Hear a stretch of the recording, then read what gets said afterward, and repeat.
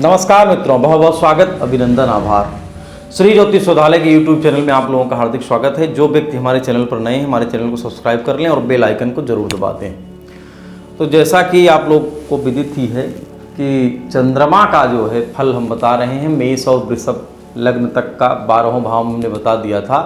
आज तीसरा लग्न जो है मिथुन लग्न, उसमें चंद्रमा 12वें भाव में बैठ करके क्या फल देता है उसी की हम चर्चा करेंगे। चंद्रमा यहाँ पर जो है जब अपने बुध की राशि में विराजमान होता है, ये शत्रु राशि है, तो यहाँ पर कुछ समस्याएं भी देखने को मिलती हैं। अब यहाँ शारीरिक परिश्रम यहाँ बढ़ जाता है और मनोबल, लेकिन मनोबल आदमी का इतना अच्छा रहता है, मनोबल से अर्थ की प्राप्ति करता है, परिवार का सुख अच्छा होता है, सुंदर होता है और धनी यश भी प्राप्त वो करता है। लेकिन जो परिश्रम है उसमें बढ़ जाता है। अब यहाँ पर दूसरे हाउस में जब चंद्रमा स्वराशि में विराजमान होता है तो धन का सुख, परिवार का सुख, दैनिक जीवन में उसको कठिनाई देखने को मिलती है। पैतृक संपत्ति की यहाँ हानि होती भी देखी जाती है। जब थर्ड हाउस में यहाँ सूर्य की राशि में विराजमान होते, पराक्रम में वृद्धि करते हैं, भाई बहन का सुख अच्छा देते हैं, धनी होता है ऐसा आदमी, यश को प्राप्त करता है।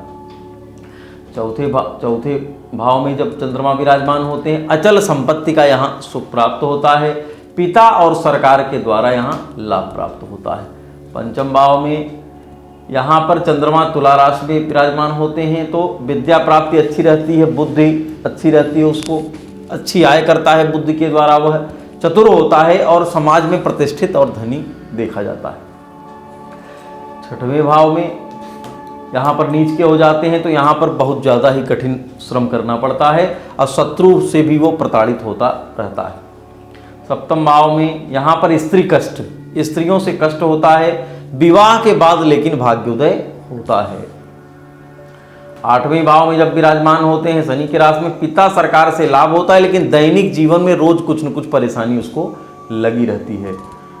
यहाँ पर नवम भाव में तो यहाँ पर अच्छी खासी धन की वृद्धि देखी जाती है, भाग्य में भी उन्नति इसके देखी जाती है, कठिन परिश्रम के बाद वो सफलता प्राप्त करता है। एकादश भाव में, दसम भाव में जब विराजमान होते हैं तो पिता से मतभेद होता है, उसको स्वदेश में ही रहना चाहिए। ऐसे व्यक्ति को अपने देश से बाहर, मतलब अपने क्षेत्र में से बाहर नहीं जाना, तो अपने क्षेत्र, अपने राज्य में ही वो सफल हो जाता है।